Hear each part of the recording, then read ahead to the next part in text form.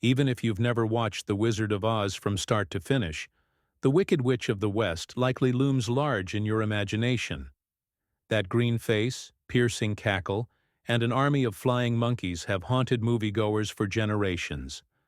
But behind this legendary villain was a former schoolteacher named Margaret Hamilton, a soft-spoken woman who loved children and nearly lost her life more than once while making the film.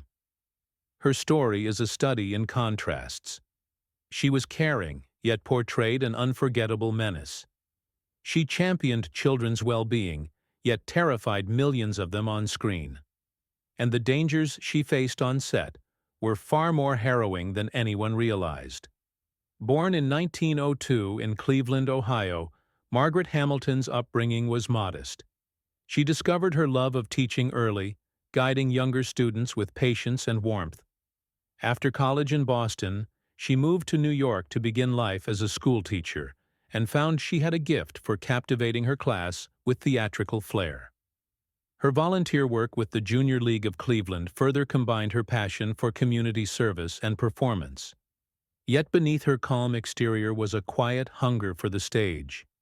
In 1929, on her 27th birthday, she stepped onto the Cleveland Playhouse stage to sing a set of emotional songs.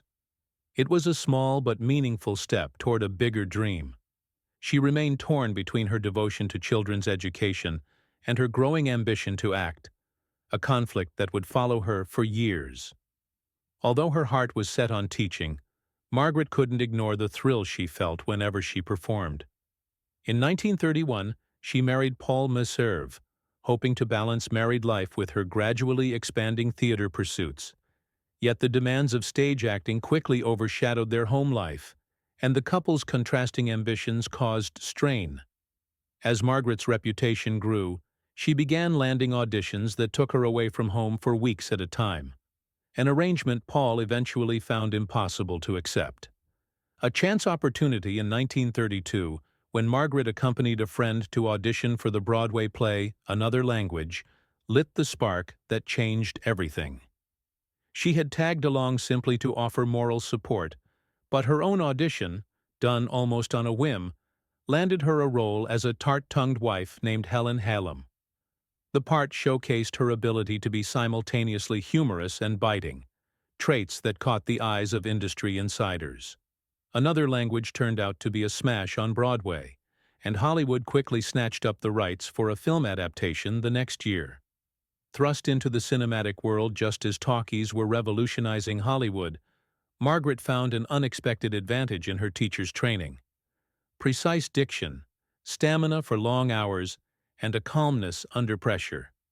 She worked as a freelancer instead of signing a restrictive studio contract, sometimes making as much as $10,000 a week, an impressive sum at the time. But this success came at a personal cost. As her career took off, her marriage to Paul unraveled, and by 1938 they divorced. Choosing to raise her son, Hamilton Meserve, alone, she entered a challenging phase in an era when single motherhood wasn't exactly welcomed or supported. Hollywood itself was a labyrinth of towering personalities and brutal schedules. Child stars like Judy Garland were often pushed to exhaustion, and even adult actors found it difficult to maintain a semblance of family life. Margaret, mindful of her own son's well-being, took smaller parts that still offered a paycheck, but allowed her pockets of time at home. She wanted to ensure her child never suffered under a spotlight he hadn't chosen. Despite her protective nature, fate would soon cast her in a role so big it would overshadow every other part she had played, and nearly overshadow her personal safety. Margaret Hamilton had adored L. Frank Baum's classic novel since childhood, and when talk surfaced of a big-budget adaptation, she let her agent know she was interested, though she assumed her gentle manner might land her a sweet, motherly role. Glinda, the Good Witch, seemed a natural fit for a woman who dedicated her life to nurturing children. Little did she know that MGM executives had other plans entirely. When the call finally came, it wasn't the pink-gowned Glinda they offered. Instead, Margaret was informed she'd be playing the green-skinned, cackling force of evil, the Wicked Witch of the West. Initially, she struggled to believe it. She was known for a warm presence and comedic timing, not for scaring young audiences half to death. Even her agent seemed taken aback, as though the studio had cast her in a role that directly challenged her off-screen reputation as a kind, unassuming single mother. But as shocking as the offer was, Margaret couldn't afford to turn down a steady contract. With her newly finalized divorce, she was the sole provider for her young son. During negotiations, she insisted on being allowed certain scheduling accommodations so she could continue caring for him. MGM agreed, offering her a 5-week filming term. Those 5 weeks stretched to 3 months, as the production schedule ballooned with each new set piece, song, and special effect. The costuming process itself was a revelation. The iconic pointed hat and the swirling black dress perfectly suited the character's menace. But the real ordeal was the green makeup. It was copper-based, harsh on the skin, and potentially toxic if ingested.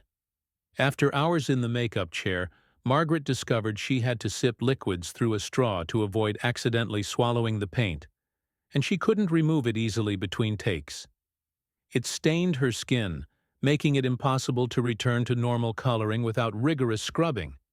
Behind the scenes, crew members occasionally gave her startled looks, as if they genuinely feared her. It was a bizarre turn for a woman who once led sing-alongs for kindergarten students. Still, Margaret was a professional. She studied the Wicked Witch's lines with care, injecting a subtle sense of bitterness into each word. To her, the witch wasn't just cruel for the sake of cruelty.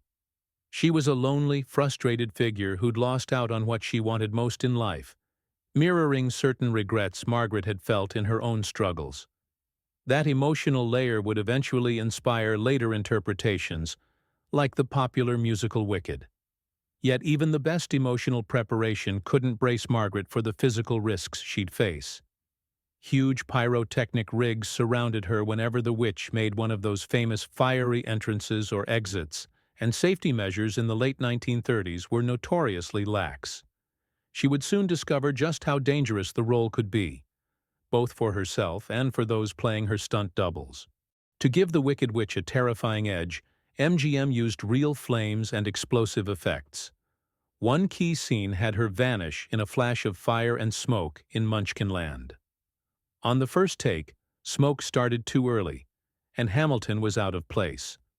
On the second, it started at the exact moment she stepped off the platform, but the timing was lethal. Flames leapt too high, scorching her hands and face. Her copper-based makeup fused to her skin, and removing it required harsh acetone that only aggravated the burns. Hamilton had to leave the production for 6 weeks to heal, enduring significant pain. When she finally returned, she made one demand: absolutely no more fireworks in her scenes. MGM agreed in words, but continued using dangerous effects for shots requiring a stunt double. In another close call, that stunt double was severely injured in the skywriting scene, where the witch menaces Dorothy from above. The pipe broom prop exploded, sending the double to the hospital with critical burns. Hamilton watched from the sidelines, shaken by how often the studio pushed its performers to the brink. She refused additional stunts involving open flames, focusing instead on her acting alone. Despite her grim on-screen presence, Margaret Hamilton was sweet-tempered off-camera. She formed a close bond with Judy Garland, just a teenager at the time. Garland affectionately called her Maggie, and they spent downtime chatting about everyday things, far from the lights of Hollywood. When studio boss Louis B. Mayer forced Garland on a grueling promotional tour, Hamilton protested. She demanded Mayer rethink his treatment of the young actress, who just wanted to attend her high school graduation in peace. Few people dared speak so bluntly to Mayer, but Hamilton's respect for Garland drove her to do it anyway. Though her efforts didn't fully stop the studio's controlling demands, it showed she was not afraid to defend people she cared about, even if it meant risking her own status. Children outside the studio gates also sensed the witch's power. Stories circulated of kids bursting into tears if they spotted Hamilton on the street, certain she was as cruel in real life as she was in the film. Hoping to reassure them, she sometimes made public appearances explaining that the witch was only a character. She even guested on children's TV programs like Mr. Rogers' Neighborhood, slipping into the Wicked Witch persona just enough to show it was make-believe. Still, her cameo on Sesame Street was pulled after parents complained it was too frightening. Once The Wizard of Oz wrapped, Hamilton returned to her lifelong passion for educating children. She founded a kindergarten in Beverly Hills and took an active role on the local board of education, pushing for stronger arts programs. Hollywood recognized her talent for both comedic and villainous roles, but she never let fame overshadow her devotion to helping kids. She lived most of the year in Manhattan, but spent her summers in Maine, seeking peace along the coast.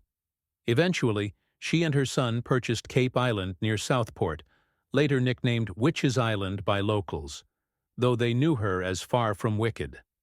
Living without electricity, using kerosene for light and heat, Hamilton found solace among the crashing waves and quiet woods, a stark contrast to the chaos of Hollywood sets.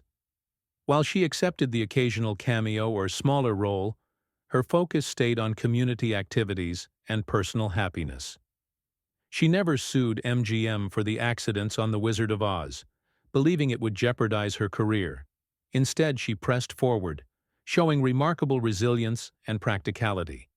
As the decades passed, Margaret Hamilton remained a beloved figure to those who knew her well. She made one final film appearance in 1982, then stepped back from acting. About 6 months before her death, she moved into a nursing home in Salisbury, Connecticut, where she died of a heart attack on May 16, 1985, at the age of 82. News of her passing was met with quiet respect rather than flashy headlines. By then, her portrayal of the Wicked Witch had already become a permanent fixture in pop culture. Younger audiences continued to discover The Wizard of Oz, recoiling at her menacing cackle, while remaining unaware that the actress who frightened them had dedicated her life to nurturing children and supporting education. Over time, reinterpretations like the novel and musical Wicked have added complexity to the witch's character, validating Hamilton's own viewpoint that the witch was, at heart, a wounded soul. She often remarked that the character was driven by bitterness, not pure malice. Margaret Hamilton may have unleashed nightmares with her unforgettable performance, but she was guided by compassion, loyalty, and a fierce dedication to children's well-being. Her life was marked by risk, like the on-set explosions and toxic makeup that nearly ruined her health. Yet she endured these hardships with the same resilience she'd once shown in the classroom and in her community work. She never hesitated to stand up for co-stars like Judy Garland and shield her own son from Hollywood's stormy demands. Her portrayal of the Wicked Witch remains iconic precisely because she humanized the villain behind that green face. Off-screen, she refused to let that role define her entire existence. From starting a kindergarten to living simply on an island, Margaret Hamilton made choices that reflected her true nature. A warm-hearted teacher who once dreamed of a gentle, nurturing part, but made history in one of the scariest roles ever put on film.